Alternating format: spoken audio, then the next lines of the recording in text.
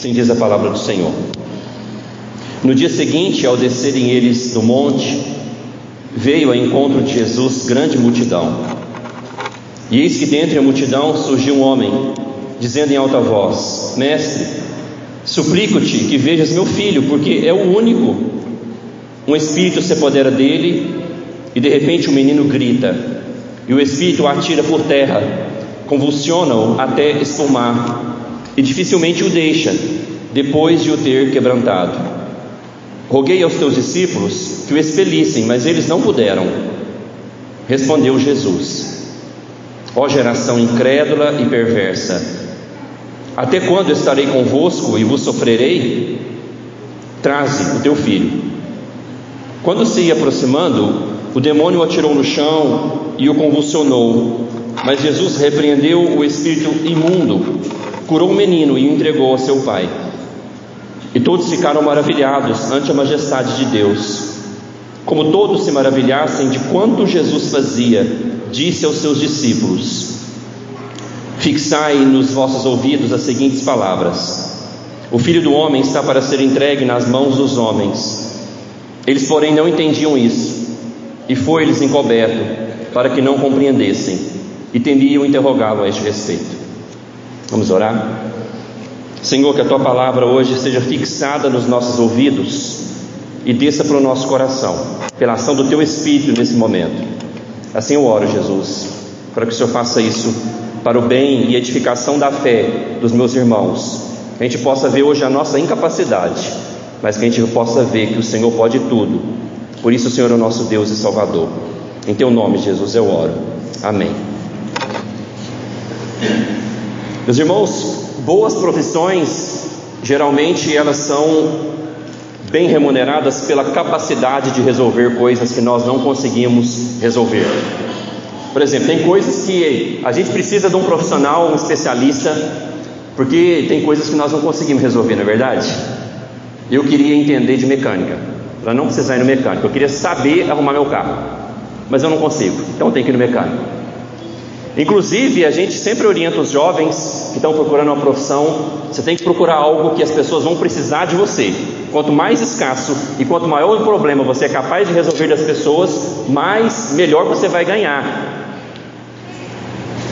É interessante que nós temos um amigo, eu, o presbítero Cristiano e mais alguns, ele chama Romário. De vez em quando ele vem à igreja, e ele é aquele que resolve de tudo.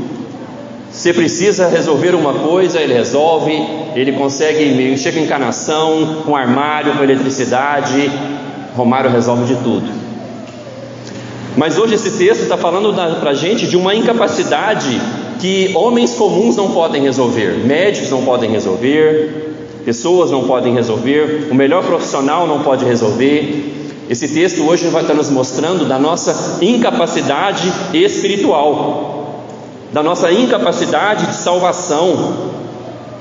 Quem pode nos salvar? Quem pode resolver o problema da nossa incapacidade espiritual? Você sabe quem? O texto está claro, você conhece, você já é cristão, é o nosso Senhor Jesus Cristo. Semana passada nós vimos que Ele é o Filho glorioso de Deus. Hoje o texto está nos mostrando que Ele é o Filho poderoso de Deus, e a Ele nós devemos suplicar. Ele é o Filho de Deus, aqui descrito como Filho do homem, porque veio como um homem. Ele é o Filho poderoso de Deus, a Ele nós devemos suplicar pelas nossas incapacidades.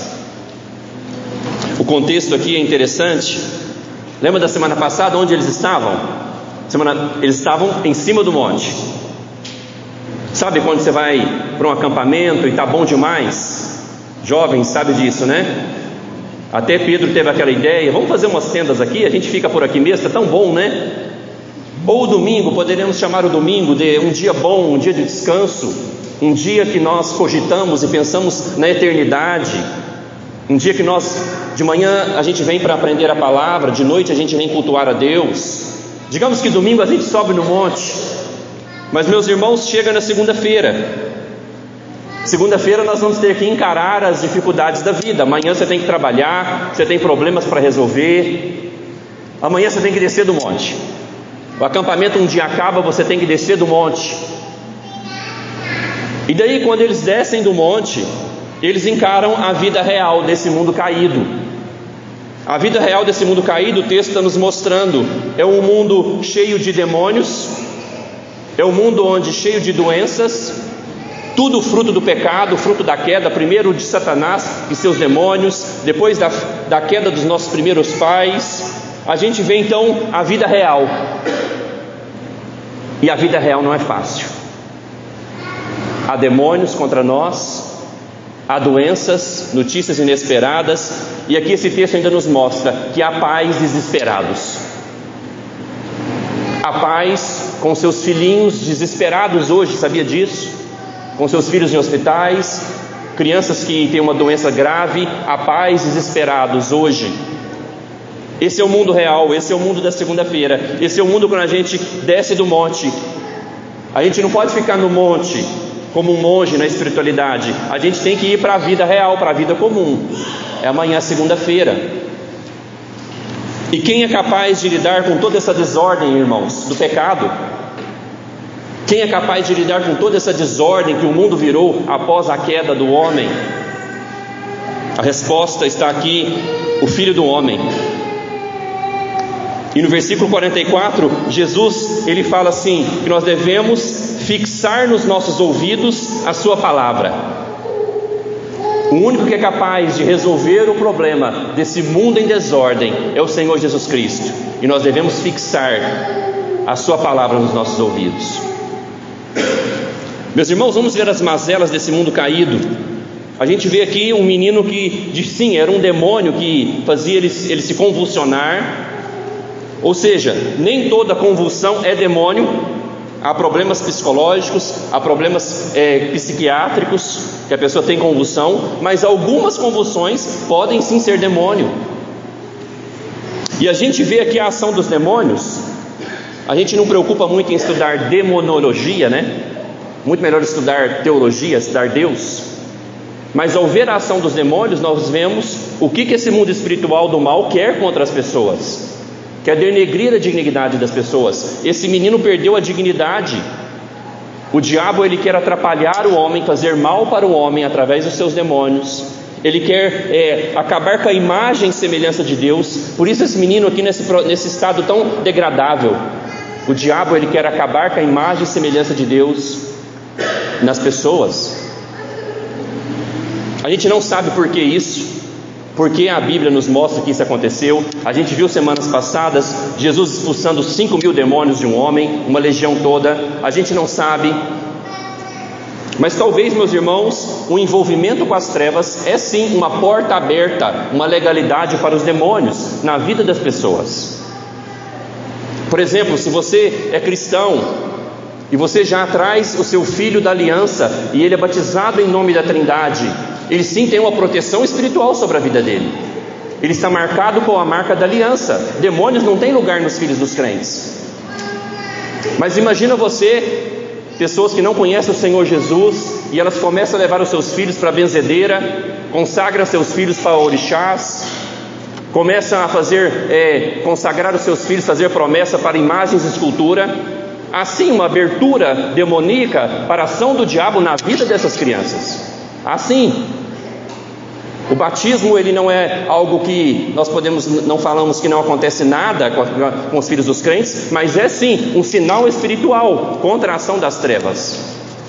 Que aquela criança recebeu o sinal do selo da aliança, que ele é um filho da promessa. O diabo não toca nos filhos dos crentes também. Outras mazelas desse mundo, meus irmãos, Jesus vai falar que é incredulidade e perversidade. E aqui Jesus é duro. Jesus responde assim no versículo 41: ó geração incrédula e perversa. Jesus, ele tinha uma pregação dura, porque aqui Jesus está pregando para a multidão que estava junto com ele, mas Jesus também estava junto com os seus discípulos, que é a igreja naquela época. A pregação de Jesus era dura, irmãos. Imagina eu virar aqui para vocês e falar assim: vocês são incrédulos e perversos. 90% ia sair chateado comigo. Às vezes fica chateado de eu falar que faltar no culto à toa é pecado. Jesus virava para os seus discípulos e falava: vocês são incrédulos e vocês são perversos. Meus irmãos, a gente vê aqui a fraqueza dos discípulos. Eles não conseguiram ajudar aquele pai desesperado. E perceba a crítica de Jesus, o tanto que ele é perspicaz. Tudo que eles viram, lembra do capítulo 8? Eles viram Jesus acalmar aquela tempestade naquela viagem no barco. Eles viram Jesus expulsar aqueles 5.000 demônios. Eles viram Jesus curar a filha daquele homem, ressuscitar ela. Eles viram Jesus curar aquela mulher com fluxo de sangue. Aqui no capítulo 9, eles viram Jesus, meus irmãos, multiplicar pães e peixes. Mesmo após ver isso tudo, os discípulos também são incrédulos. A sua fé ainda é fraca. Jesus tinha que ter muita paciência com eles. Por isso Jesus pergunta para eles: até quando estarei convosco e vos sofrerei?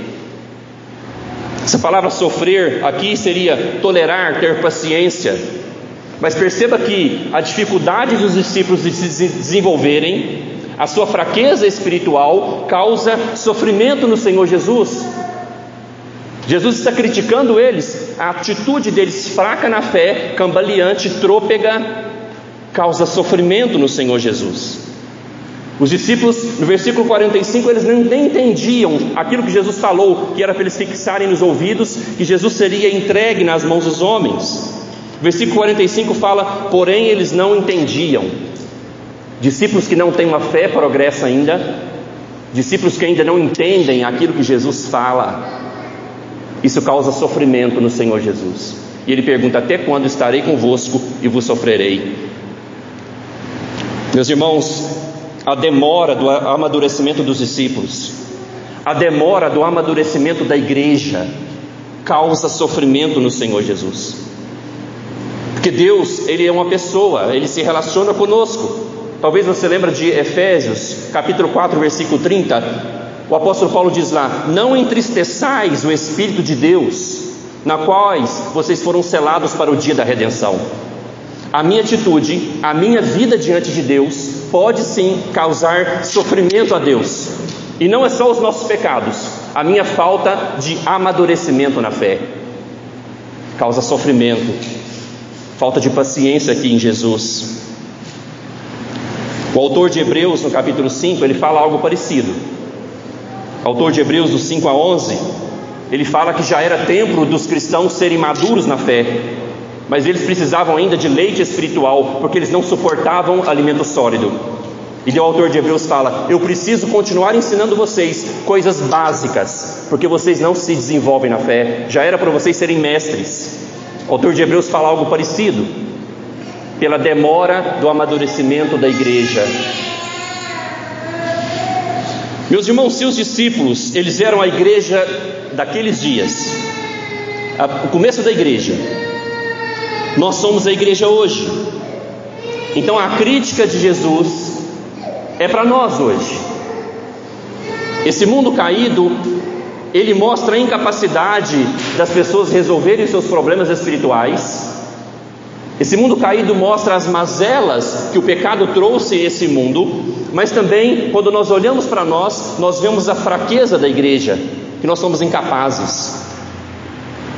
Porque pensa comigo, meus irmãos, se a igreja fosse mais madura, a Bíblia vai falar em Mateus capítulo 5 que a igreja é o sal da terra e a luz do mundo. Eu meditando nesse texto, eu pensei comigo mesmo: se a igreja fosse mais madura, se nós fôssemos mais progressos na nossa fé, a gente ia minimizar o sofrimento desse mundo. Esse mundo de alguma maneira seria um pouco melhor para se viver, se a igreja fosse mais madura. Assim como os discípulos, se naquele momento eles fossem mais maduros, eles teriam resolvido o problema daquele homem sofredor. Porque, meus irmãos, nós estamos assistindo um mundo caído e desesperado. Te convido, quando eu for fazer visita lá na clínica da medicina, e você lá comigo, comece a andar por aí. Você mesmo conhece pessoas que estão sofrendo ataques demoníacos, sofrendo por más notícias de doenças, sofrendo por problemas financeiros. Esse mundo sofre. E se a igreja fosse melhor, mais madura, nós amenizaríamos os sofrimentos desse mundo. Na reunião de oração na terça-feira, nós nessa discussão de jogo do Brasil, muda o horário de culto, não muda de horário de culto, no final da nossa conversa nós oramos e nós chegamos à conclusão: se nós fôssemos maduros o suficiente, nós nem discutiríamos esse assunto, nós nem estaríamos conversando se muda o horário de culto por causa de jogo do Brasil, porque nós entenderíamos que Deus é central na nossa vida, nossa vida no domingo gira em torno do culto a Deus, e que cultuá-lo é o momento mais importante da nossa semana. Mas porque nós somos tão fracos na fé, nós estamos discutindo se muda o horário de culto ou não, para agradar os irmãos. Como nós somos fracos. Orando com a minha esposa antes do culto, e ela orou assim: Deus, os nossos ministérios estão tão fracos. E tem irmãos, pastores que vêm falar comigo e elogiam a gente, falam: nossa, a quarta igreja está tão bem. Imagine então como estão fracos outras igrejas, porque nós estamos fracos.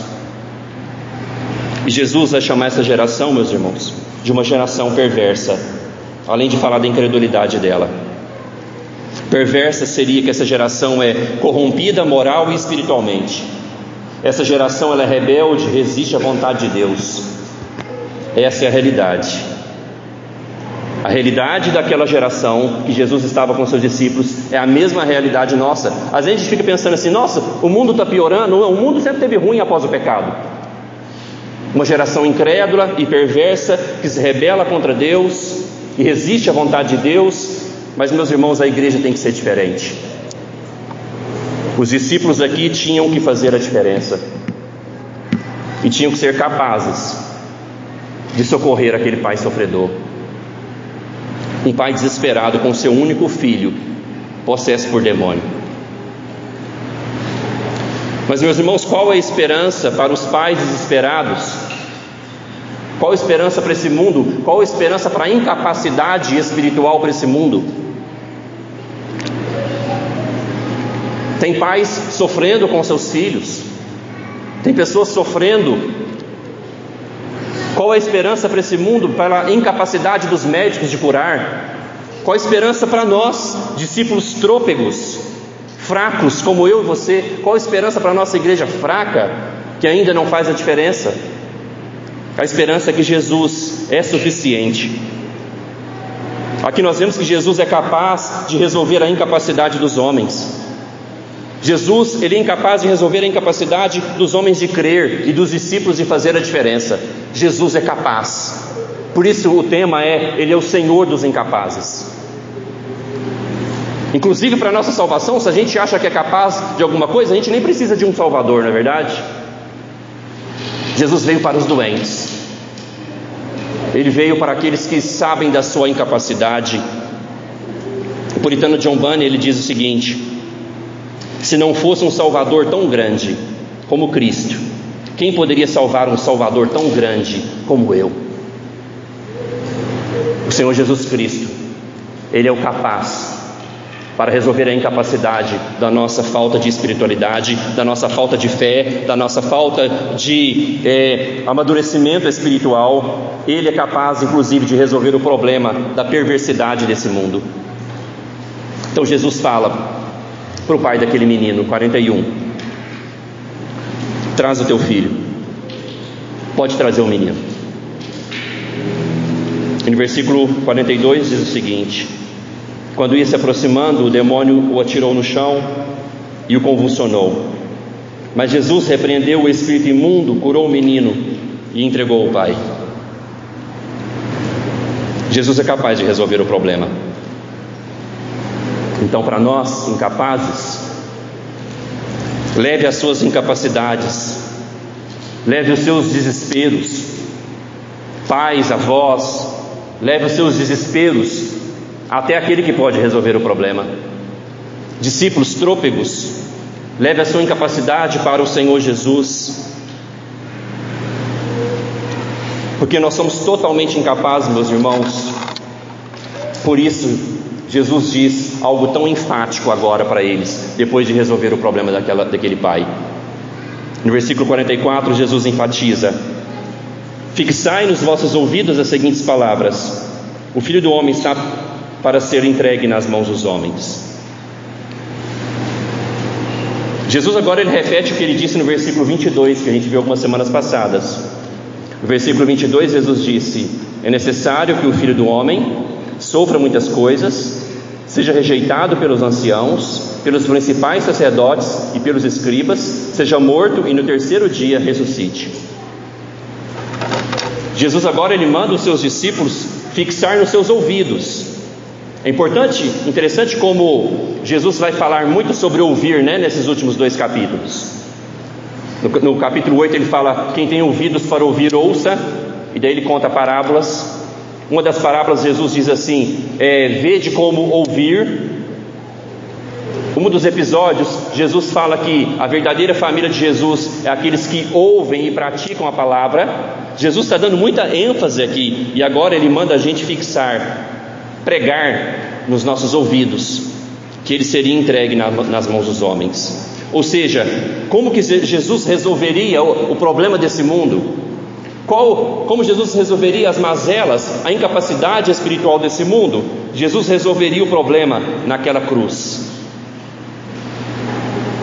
Jesus veio, meus irmãos, como eu falei alguns dias atrás, não para melhorar a vida dos discípulos e a nossa. Jesus veio para morrer pelos nossos pecados. Jesus veio resolver a nossa grande questão da nossa incapacidade de salvação, da nossa incapacidade de crer, da nossa incapacidade de sermos pessoas boas. E Ele resolve isso indo para aquela cruz. E naquela cruz, Jesus foi alvo da incredulidade dos homens. Naquela cruz, Jesus foi alvo da perversidade desse mundo que Ele mesmo criou. Porque eles não creram no Messias, boa parte do povo daquela época. Essa multidão que estava aqui maravilhada com Jesus, que diz que ao ver as obras de Jesus, versículo 43, eles ficam maravilhados. Aquilo que eu venho dizendo, quando mais nós conhecemos Jesus, mas nós vamos nos maravilhando com a sua pessoa cada vez mais. E mesmo essas pessoas maravilhadas com as obras de Jesus, foram eles, parte deles, que gritaram naquele dia: crucifica-o, crucifica-o, crucifica-o. Jesus foi alvo então da incredulidade e da perversidade desse mundo, da rebeldia contra o Deus Santo. Foram os perversos que zombaram dele naquela cruz. Foram os perversos que o machucaram naquela cruz. Foi a nossa perversidade que levou Jesus para aquela cruz. E naquela cruz, Jesus não só sofreu, aqui como ele fala, até quando vos sofrerei, a falta de progresso espiritual dos discípulos. Naquela cruz Jesus sofreu muito mais. Ele sofreu sim pela nossa falta de amadurecimento, mas ele sofreu pelos nossos pecados, levando a ira de Deus sobre ele naquele dia. Por isso no versículo 22 Jesus fala: é necessário que o Filho do Homem sofra muitas coisas. Ele foi rejeitado, ele foi morto, ali ele sofreu pela nossa falta de fé, pela nossa falta de progresso, pela nossa falta de vida com Deus, pelos nossos pecados. Mas eu quero acrescentar algo que nós devemos fixar nos nossos ouvidos essa noite, versículo 44. Ele sofreu sim, mas ele ressuscitou no domingo. E quando ele ascende aos céus, ele envia o Espírito Santo para nós, para a igreja. Então a falta de progresso, a nossa incapacidade, não pode ser desculpa para nós continuarmos fracos na fé. Quando nós olhamos aquilo que Jesus fez por nós, quando nós olhamos aquilo que Ele falou como nossa identidade como igreja, que nós somos sal da terra e luz do mundo, nós não podemos dar desculpa: então eu sou incapaz, então eu vou ficar assim mesmo. Não, nós devemos ser constrangidos pela obra de Jesus, ter uma vida de busca a Deus e passar a progredir na fé. Nós não podemos ser fracos na fé durante a vida toda. Meus irmãos, a nossa fraqueza espiritual é assustadora. Se eu falar aqui para a gente orar 20 minutos, talvez 90% das pessoas que estão aqui não conseguem ficar orando 20 minutos. Onde a gente fez uma vigília aqui foi uma bênção, mas as pessoas não conseguem ficar paradas orando 20, 30 minutos. Talvez você nunca orou 1 hora na sua vida. Talvez você está aqui, você nunca fez um jejum. Talvez essa semana você não leu as Escrituras, você não teve contato nenhum com a palavra de Deus. Talvez se te mandar essa semana evangelizar alguém, dar um discipulado para alguém, vai lá acolher alguém, ora para um enfermo, vai lá, você não consegue. Ou melhor, talvez você não quer nem ir lá. A nossa incapacidade nos mostra que nós temos um Salvador suficiente, mas não pode ser desculpa para a nossa fraqueza espiritual para sempre. Nós temos que progredir. Nós temos que tornar cristãos melhores, uma igreja melhor e agir sim como sal dessa terra, luz desse mundo. Porque se Jesus olha para os seus discípulos, isso causa sofrência nele, a fraqueza dele. Sim, Jesus olha para a nossa fraqueza, isso traz sim sofrimento ao Senhor.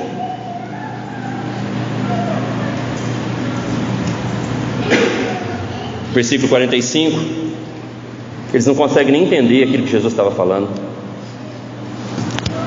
Não entende a palavra de Deus. Não participa de um estudo, não lê a Bíblia. Você não vai entender a palavra de Deus nunca. Não entende a palavra de Deus, os discípulos. Tem medo de perguntar, já viu? Pessoas, senta lá atrás, se puder sentar lá atrás, lá para trás. Porque ficou com medo de fazer alguma pergunta. Eles tinham medo de perguntar para Jesus, tamanha a incompreensão, a incapacidade espiritual deles.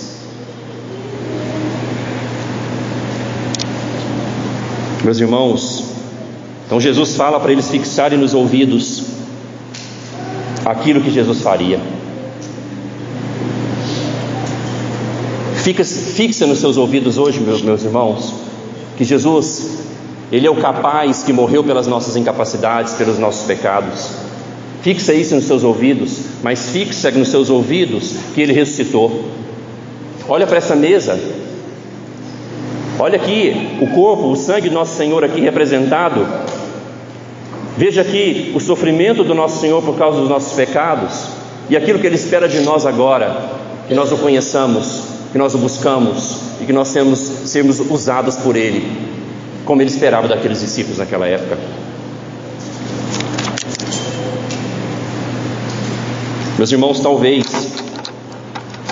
você e eu temos entristecidos o Senhor, aquele que deu a vida santa dele por nós, pecando, vivendo em pecado ou deixando de progredir como discípulo. Então hoje é um dia de posicionamento. Eu sempre gosto de lançar um desafio, porque toda pregação ela tem que ser como talvez a última vez que você vai ouvir o Evangelho. Hoje é um dia de posicionamento para que a gente possa progredir como discípulo. Talvez você veja aqui hoje com pesar, achando ruim a não mudança do horário do culto. Talvez na hora do louvor você cantou com um pouquinho de tristeza que o Brasil perdeu. Até 7 horas estava perdendo, perdeu?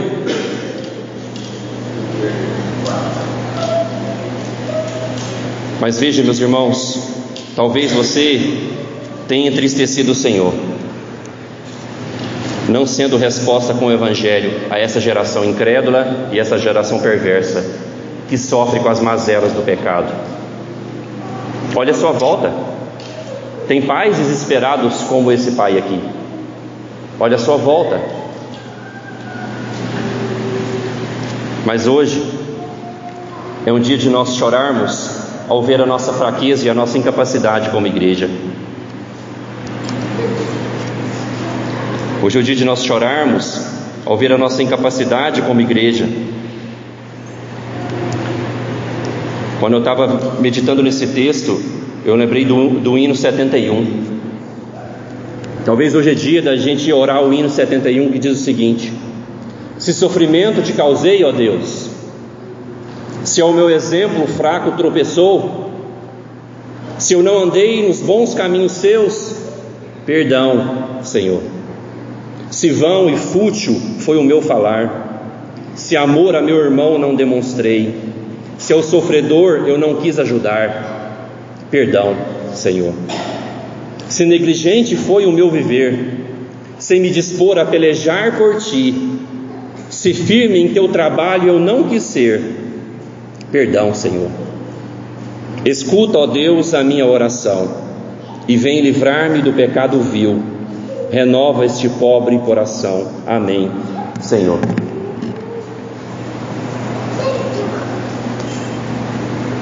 Depois de arrependidos, orando o hino 71, nós devemos ir a Jesus, porque Ele chama: trazei o teu filho. Leve hoje as suas incapacidades a Jesus. Leve hoje os seus pecados a Jesus. Trazei o filho, Jesus está falando, pode trazer para mim que eu resolvo. Traga a sua incapacidade, traga a sua fraqueza diante dos pés do Senhor. Traga um caso que você não consegue resolver diante do Senhor. Traga um filho em oração que você sabe que está atormentado pelos demônios ao Senhor. Traz a sua fraqueza hoje para o Senhor. Pode trazer, porque Ele é capaz, Ele é suficiente. Ele é o Senhor dos incapazes. Pode trazer diante dEle que Jesus resolve. Ele sabe da nossa incapacidade. E quando Ele fala traz o filho, trazendo para você hoje pode trazer o filho, pode trazer o sofrimento, pode trazer a incapacidade para Ele. Jesus resolve. A ceia hoje é a prova disso. A ceia hoje é a prova que Ele resolveu o nosso problema naquela cruz do Calvário, dos nossos pecados, da nossa incapacidade. Mas Jesus nos chama para progredir na fé, porque esse mundo sofre as mazelas do pecado. Que eu e você, essa igreja, possa progredir e ser de fato sal da terra e luz do mundo, tornando esse mundo menos ruim por meio da ação da igreja. Então eu termino dizendo para você, meu irmão, minha irmã, traga o filho até Jesus. Traga hoje a sua incapacidade para Ele. Faça isso agora em oração.